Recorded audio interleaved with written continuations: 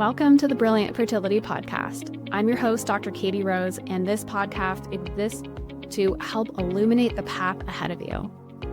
With expert interviews, clinical pearls, and real client success stories, my intention is to bring you hope for what's possible on this journey and to give you tools and resources to navigate the ups and downs on the road before you. If you find this podcast helpful, don't forget to subscribe on your favorite listening platform. And I have a big request. If you have a minute, can you leave us a 5-star review? And let us know, what did you learn? What did you come away with? Did you leave with that spark of hope? This helps more people like you find the podcast. My mission is to support as many humans as possible on their path to become parent. And by you sharing and subscribing, you're part of that mission too. And I'm so grateful for you for being here.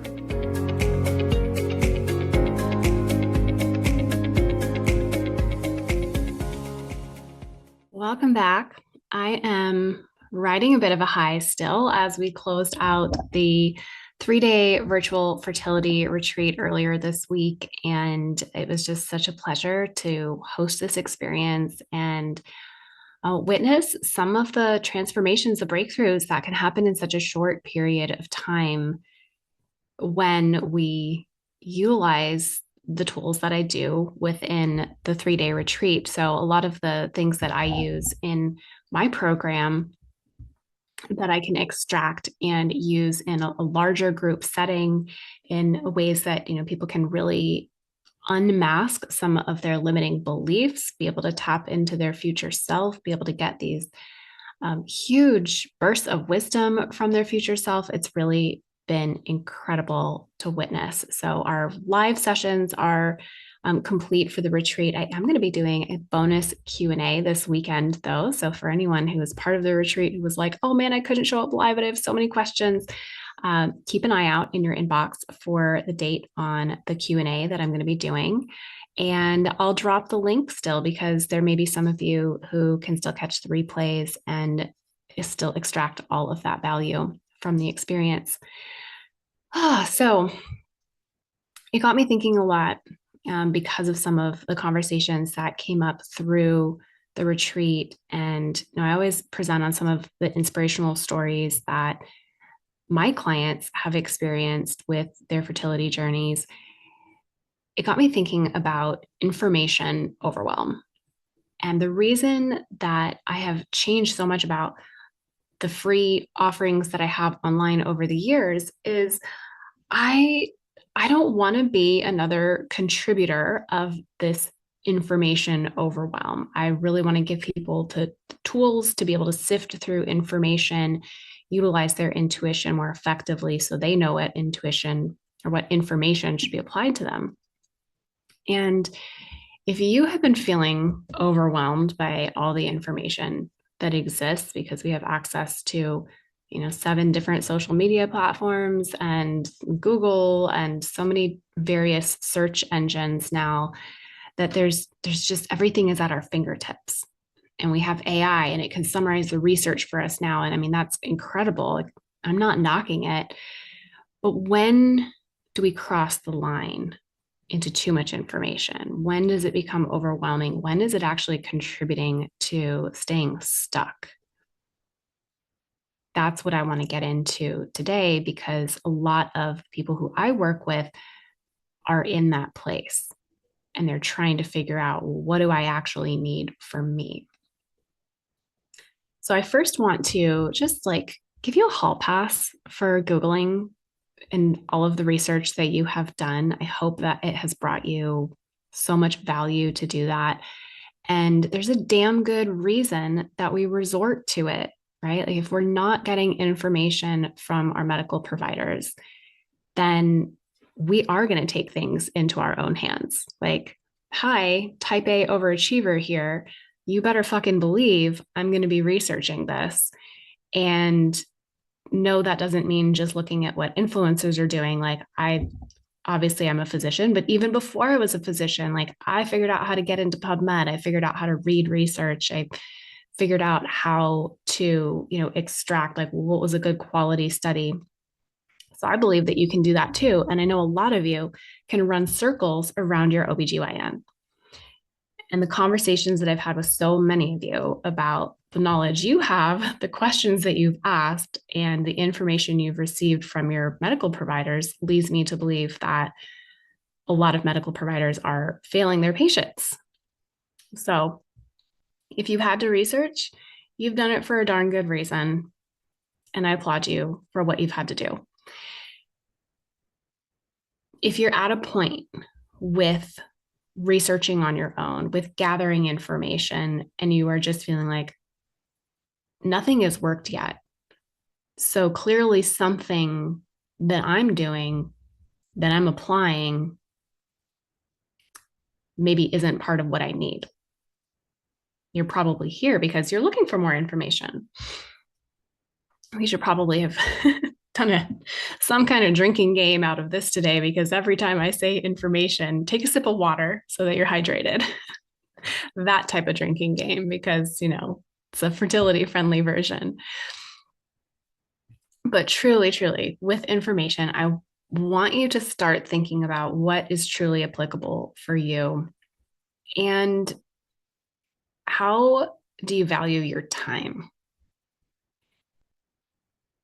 Because all of the time that we spend on the research, on collecting the information, on trying to figure out how do we apply this to ourselves, this is taking time, and your time is really valuable.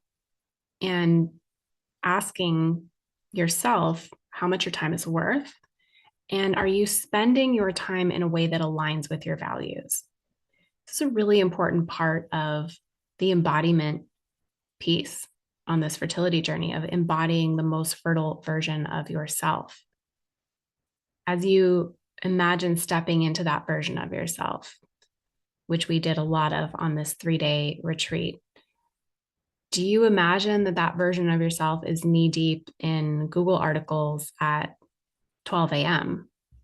Or do you imagine that she trusts that she is doing enough, that she has a team who supports her in the implementation of this information, and she's getting a damn good night's sleep? Like, all those spiraling thoughts, no, those are done. So how are you spending your time, and how are you implementing this information? And is your time aligning with your values? These are really crucial questions to bring forward when you're figuring out what are the next steps. So this conversation was inspired by things that have been coming up in the retreat, but also as I, go through some of our inspiration stories from the Brilliant Fertility Program. There was a couple, I didn't review their case within the 3-day retreat, just because there wasn't enough time to review every successful case study that we have.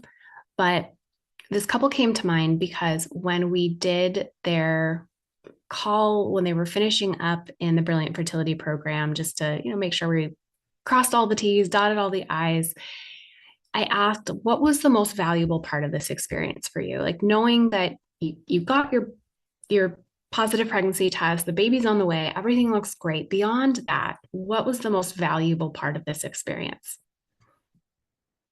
And this was a quote from that call. It says, "This program saved us so much time researching. We added up that we had been spending hours each week trying to figure out what we should be doing on our own. Being able to ask questions every week, pick your science brain, and do the meditations was exactly what we needed." They added up that they'd probably been spending about 3 to 4 hours a piece doing research. And this was accumulating over the course of, an entire week. The husband is a very data-minded person. He works in the tech field, so he knew how to, accumulate information really readily. He knew how to understand data, and the data that he acknowledged that, he and his wife were both spending 3 to 4 hours per week. So 6 to 8 hours cumulatively per week. What are we at? Like 40 hours per month almost in researching time. And what they really valued was quality time together, getting out into nature together. They loved to go for runs together. They loved to, just sit at home and snuggle and watch a movie, and like they weren't getting that type of time together in the way that they wanted because they were really wrapped up in asking these questions about what should they be doing next, what could they be doing on their own. So someone asked me the question of, I feel like I have a lot of information already. Will the Brilliant Fertility Program give me any new information? And there's a lot of information in the program. We have 12 pre-recorded modules that has videos, handouts, guides, checklists, etc. And while that's valuable, I don't know what everyone has researched on their own. So I can't really directly answer that question. But I also am really cautious about just adding more information, right? Because number one, the information needs to be individualized for you. If you have endometriosis, but you are collecting information that is better applied to someone who maybe has Hashimoto's or hypothyroid, that information is just taking up space in your brain. It's taking up energy. That is a valuable place in your brain, right? And when we have all of these tabs open all the time, it just contributes to the overwhelm, the confusion, the anxiety, the lack of good sleep. So, how do we combat that? Being able to say, I'm going to set this aside for X amount of time. I'm going to ask an expert who I can tell is really researching this and really cares about me as an individual. That may be me, that may be someone else. I mean, thank the Lord, there really are so many brilliant minds and caring minds in the fertility community. But being able to step back, close that tab out in your brain, what else does that give you? How much time would that give back to you? What would you rather do with that time? How would you like to spend that time? Because your time is so valuable. Money is regenerative. Time is not. And I don't want to contribute to, this bullshit fear of like, I'm running out of time. I'm 35 and my eggs are shriveling up into raisins. Like, no, it doesn't fall off a cliff like that. But we can't get our time back. So I really want to encourage people to take a step back for a moment, to pause and really evaluate how you are using your time. Are you using it as wisely as you could? Are you using it in ways that really give back to you and feed your soul? So with research and with, this couple that I referenced, for them being able to use that time in a way that filled their cup was extremely valuable. When you're doing research, when you're Googling something, when you're down a rabbit hole blog post, how does it make you feel? Do you come away feeling kind of like jazzed up inside and that sort of like anxious, jittery, like, oh, okay, I got to figure out how do I work this into my routine? Or do you step away going like, yes, this was exactly what I needed to feel empowered in my next step? And if it's the latter, all right, maybe you're on the right track. If it's the former, if it's leaving you feeling like you are lacking in some way, or that, okay, this is just one more thing I have to do, then it's not a great use of energy. And this is where I would encourage you to be working with an expert who can actually guide you and like, all right, what information is actually going to be the most applicable? And how are we going to implement this in a way that is appropriate for you as an individual, that simplifies the journey? Because the other part about information is, we've got a couple different ways that people use the information, right? We've got the information hoarders, who they're just so good at absorbing all that information, but then there's so much of it and they don't do anything with it. And so I might hear this in practice as like, well, I know what to eat, but like, I find it really hard to do it. I don't actually like follow that plan, but I know that that would be the best thing for me. Then we have the people who implement everything. And they're like, well, I tried this, and then I tried this, and then I tried this, and I'm also doing that. I mention I was doing like the keto thing? Yep. Okay. So, oh, and then I forgot to tell you I added this supplement. And then we have like, those chronic over implementers where they're getting they're bouncing from one thing to another really quickly. It doesn't really give their body time to see how is this practice going to actually play out, and that contributes to confusion, anxiety, and that sense in the body that like, okay, we're just running in that fight or flight mode all the time. So with my core premise of work being that we need to create safety in the mind and body in order for conception to occur, in order for us to have the healthiest pregnancy possible, is the information creating more safety, or is it leaving you feeling lacking, or is it leaving you feeling like you are in fight or flight or freeze mode? And coming back to that time piece, is it giving you the best use of your time? So that was a rant on information and information overwhelm. And if I had, maybe 3 core takeaways that I would want someone to have from this, it's number 1, it's like you are always doing the best that you can with the information that you have. And sometimes that means you're going to be driven to gather more information, and that is okay. So don't let some doctor's gaslighting eye roll stop you from getting the information that you feel you need. Number 2, if you are feeling overwhelmed by information, if you are not sure what applies to you, it is okay to ask for help. You're not alone. And number 3, your time is so valuable. And when your time begins to reflect your values and reflect the embodiment of your most fertile future self, now everything will start to align. So if you are finding that you are struggling to understand what that means to embody that future fertile identity and how that can play out now, I do encourage you, if the timing works out, to watch the replays of the 3-day fertility retreat. I'll drop the link in the show notes, and reach out for help. The Brilliant Fertility Program is here for you. It was designed after my first 7 years in practice of really listening to the struggles that people were experiencing. The Brilliant Fertility Program is open for enrollment until January 28th for our winter cohort.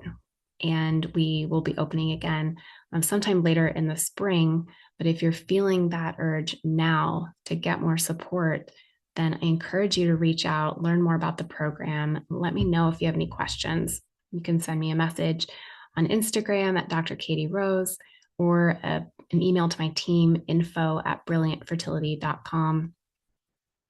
And just know that we're here for you, and you're not alone in the information overwhelm. So I've been there personally, and know what that feels like. And I know how good it feels to be able to free up so much brain space when you are able to manage the information differently, to get the expert guidance, and to close out all of those tabs. All right. Thank you for being here. Thank you for listening. I hope that this gave you some breathing room. And if you would mind taking a moment to leave a rating or review, if you know someone who might be struggling with information overwhelm, and you can share the podcast with them. We are definitely wanting to get this in front of more earballs. That's not a word, but we are going to put this in front of more listeners, right? So that we can have a calmer, more regulated population who are ready to welcome in this generation of beautiful souls who are ready to contribute to the healing and the good and the unconditional love on this planet. Sending you so much love today. Take care.